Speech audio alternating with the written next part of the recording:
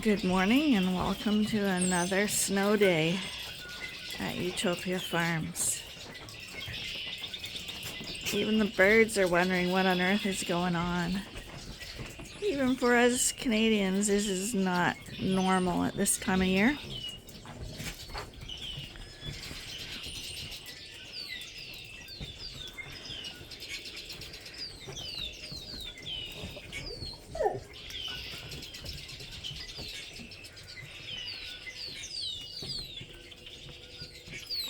We got the big Christmas flakes.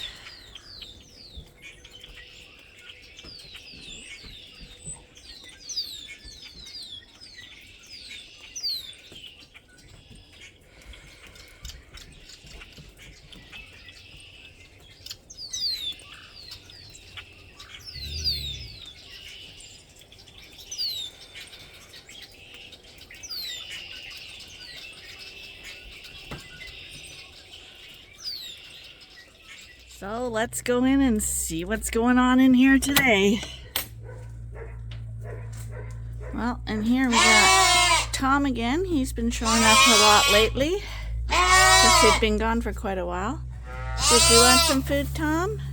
We'll get this little lamb tag this morning and we'll feed these crazy guys.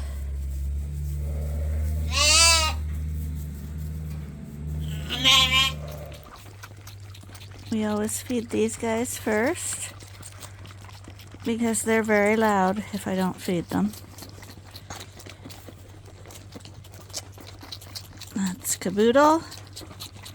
Cat's there in the middle. And here's Kit. All quiet here this morning. This is Gimli's group. Everybody's nice and calm and quiet. These are the stragglers. We still have quite a few with udders in here.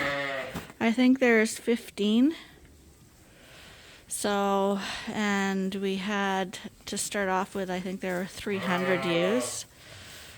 And these are the stragglers. I'm not sure if I mentioned it in our last video, but someone asked me in a comment and I answered it. So, but in the first two groups of 60 Suffolk ewes, for live lambs, I can't tell you what dead lambs were, but for live lambs we had 55 ewe lambs and 60 ram lambs.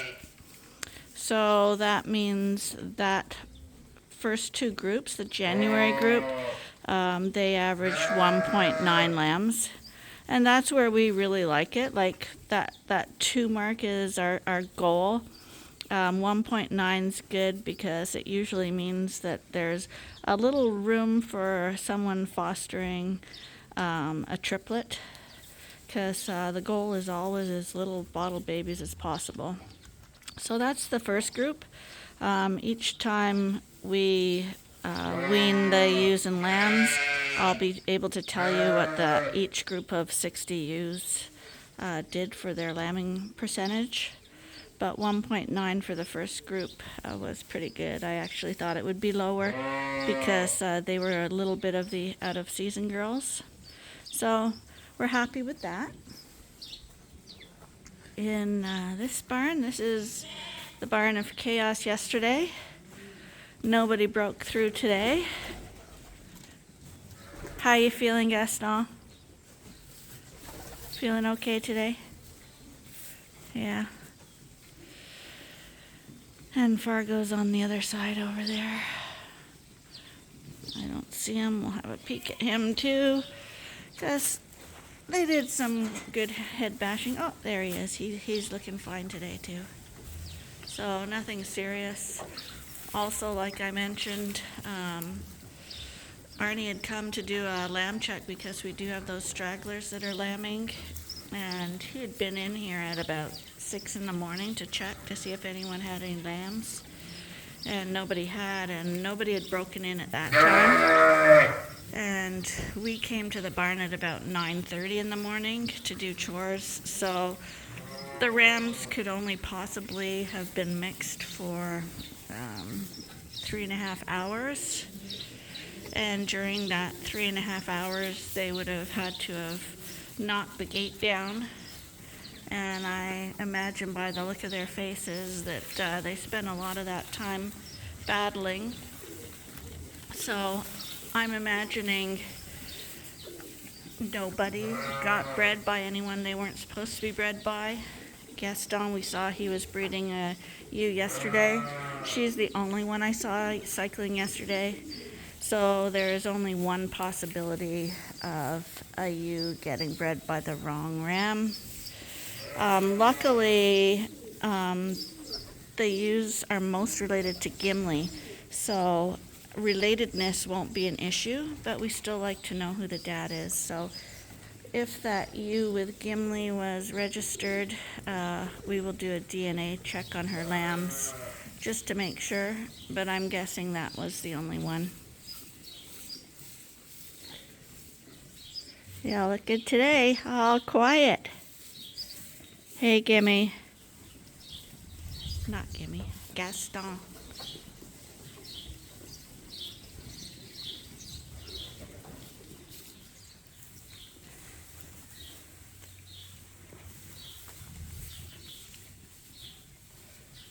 So Fargo is on patrol in his group right now. Do you hear that sound? I don't know if you can hear it.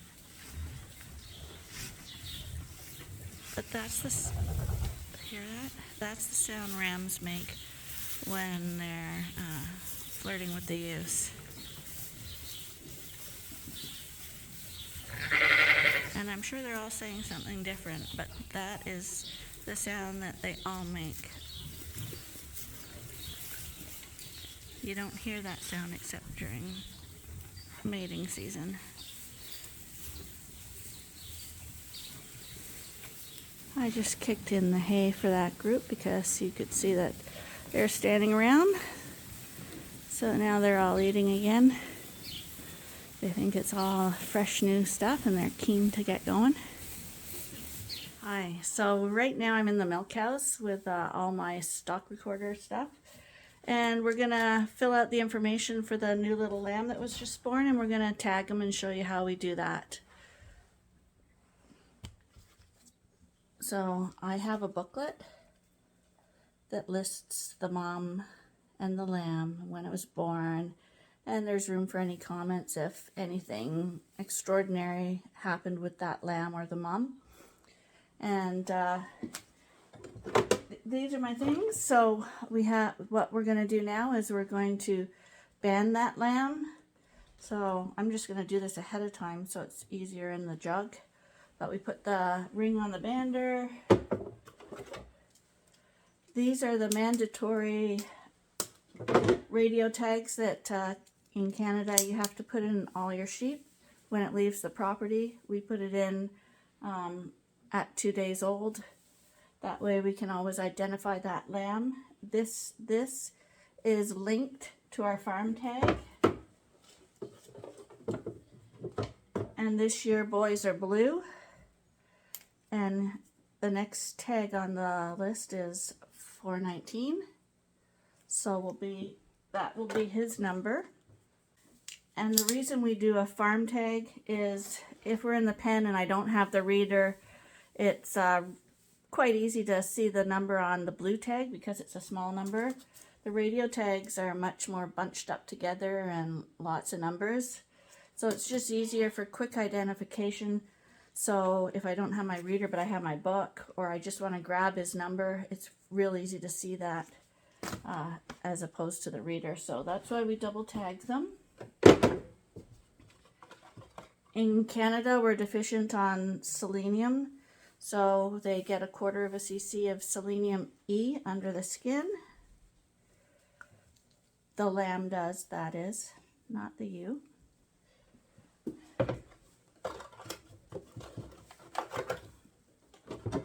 And one year we had an outbreak of coccidiosis. So someone recommended that we use baycocks in the jug at 2 days old. So we didn't have to catch them when they're older, give them 2 or 3 times the dose and have to catch them many times, which is very, very difficult in the pen. You see how many lambs there are. So this way they're confined and it actually is working. We haven't had Coxie again. So is it this, or is it just luck? I don't know, but it's working. So we're going to keep on with it.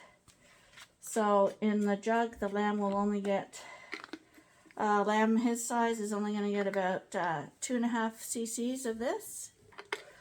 This is used for dosing cats. It's a little syringe that you can get from your vet, and it's very handy, and it can go right into the lamb's mouth. You just put it in the corner. So we use that. We're thinking of next year not doing one group, just to see if we do have an issue with Coxie, or if it was just a random thing that day, because this is killer expensive. So that's all the stuff for the lamb that I got to do. And then we turn on the reader and we go to lambing. So they want to know the mom's name, and I have that already in my book here. So she's R358, and the dad was Felon. So I put that in, and then I add a lamb. And because I only have him, I'm going to do it here. Normally I'd do it in the jug. So I click on the radio tag. It asks me if I want to link it to another tag, and I do. And so his new tag is blue, and I said it was $4.19, and he's a male. So he's all in there. I just say save and add. So now we'll go into the jug and actually do it all. I don't have to bring the reader with me because I've already logged him in here.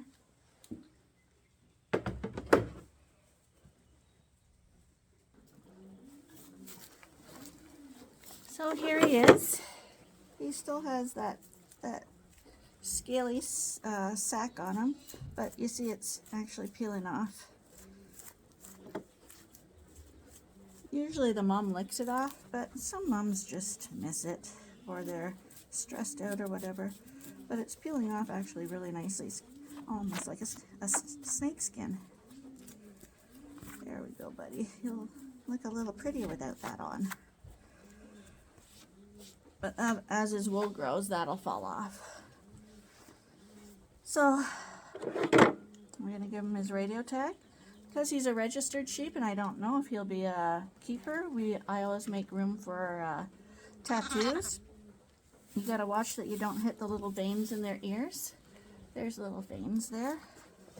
But they're risen up so you can feel it. So you put the tagger in between those. And the directions say put it at the front. But what we've found is when, especially with Suffolks, when they walk in the fields, their ears go like that. And sometimes, if you look carefully, the tag is actually clipping their eye, and they can get a little infection in their eye or get irritated. And I also find that they rip out easier if they're in the front. So I just put them in the back. It's just like getting your ear pierced. Okay? And then we do the same thing with the blue tag on the other side. There, that's the earrings. This is sub-Q. So you pull the skin up and make a little tent. Sub-Q means under the skin. And we just put that in. Some skin is thicker than others. And just that's the baycox for the coccidiosis that goes in the corner of his mouth. He just drinks that down. And then we flip him around. Tail docking is always an issue for people around the world. Some countries don't dock tails at all. Other countries dock them right off. In Canada, you can leave them on or you can dock them, but the rule is you have to leave a little bit of a tail. I like to leave enough to cover his private parts. And that's all you do. You put the ring on, and in a couple of weeks, the tail will fall off. And you see, not too much pain. That's why we do it at this age, because if he was gonna have pain and he wasn't up nursing and stuff, he might be a little more stressed and he might lay down. This guy's well settled. And at 2 days old, I think their pain receptors aren't as, I guess, developed as when they're older. So we like to get them at 2 days old to do this. And we don't seem to ever have an issue with that. And, see, I got most of his skin off there. And he's $2.59. He's a dark ram, so I'm going to do it in red. $2.59.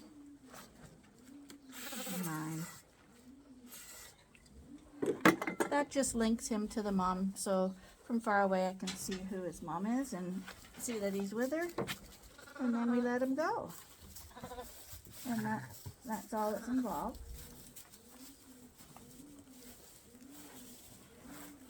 And as I've said before, the stress response with lambs is they go to mom usually to feel better. And she's checking them out. Yeah. And that's what we do. This is the barn we were in yesterday, where we took the back wall down so that they could see outside. You can see the roof has all snow on top of it. We got the curtains half open because we don't want snow to get in here, but we still want the fresh air. And this is how the view has changed from yesterday.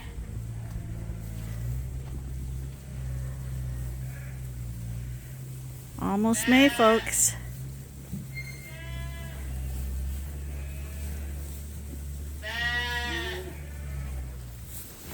Just working on the last barn of the morning, putting some straw out for the Dorsets, so it's kind of dusty in here right now.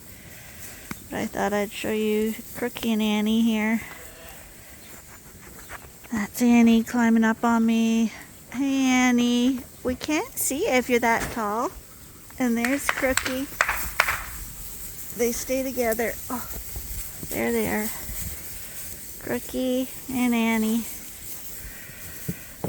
Yes, you guys are pets, I know. There you go. There. Hey, Crookie. Crookie and Annie. Go play with each other. Go on. You can see Annie's almost lost all of her spots. You can still see them, but they've faded quite a bit from when she was a baby. Hey, Annie. Crookie, why are you up here? Why? Go play in this straw so we can see you. Oh, yeah, it is. There they are. Orphan Annie and Crookie.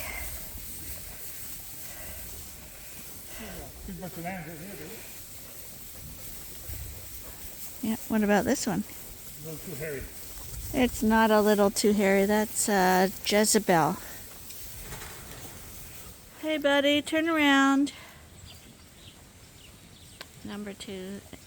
All these Dorset rams that are around here, there's a whole cluster of them, and number 2 is the biggest ram in here, and I figure the Dorsets have figured that out, and they're all trying to take him on. And when number 2 turns around and says, okay, let's have at it, they all run for their lives. I didn't have the camera on, but we'll see if he does it again. It's really funny. That's number 2 there.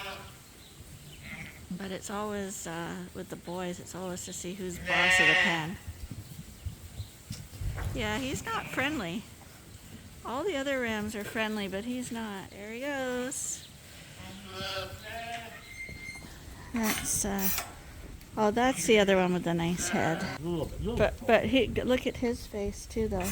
He's the one that I was thinking has the face. It's very nice. And then I marked the 2 twin ones here. I marked them. They're younger.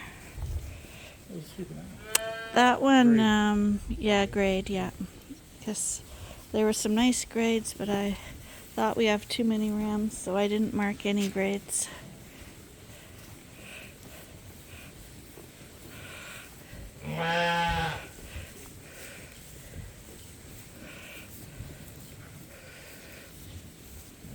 This is still for grade. This is Well, I'd consider keeping him if you're gonna hold a grade back, because he's a gladiator too. see the feet aren't told out? Yeah. They're right down on him. Well, I have no problem keeping him back, because people are asking for gladiator, so he is extreme. My number 3 is not here. You better be okay. Yes, he is. I walked by him. I know he's quick growing. There's my 79, Yeah, real good top on him. and He's good on the feet too. this guy's a nice one too. Where's number 3? I just saw him. He's right at the front here.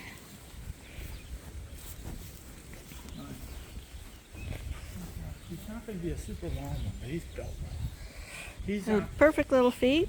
he's actually quick growing a little bit. I think, but I think he'll be popular because he's not like this guy here is large. Like he's going to be a lot taller. Did you see This guy's a nice British style, eh? Did you see what this guy has that no one else has? The shoulder, yeah. Up there, this one here, this one's a bigger sheep, but see, he has a little less shoulder That's right. than that guy there. That's right.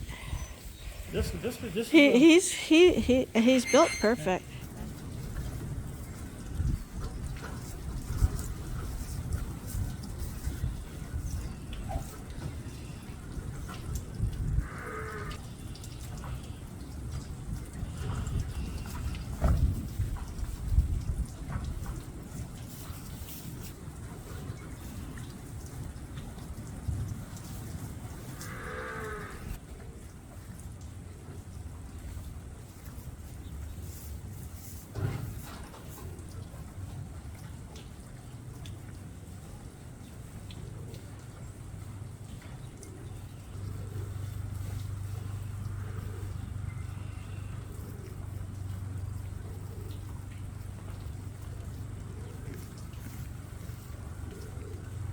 Well, the snow's almost all melted, but it feels actually colder now than it did this morning with the snow.